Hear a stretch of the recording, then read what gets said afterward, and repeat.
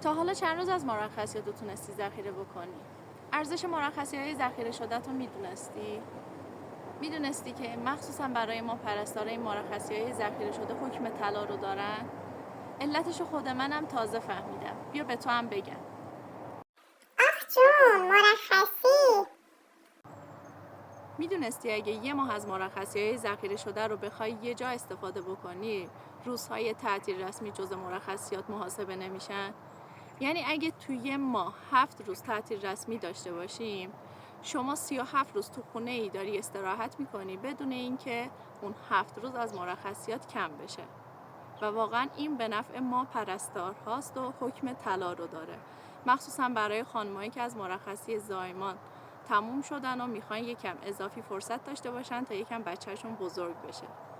اینو خود من نمیدونستم، تازه فهمیدم. به همکاران هم اطلاع رسانی کنید و کانال منو دنبال کنید. لایک و سابسکرایب یادتون نره. با لایک و سابسکرایبتون بهم انرژی بدین.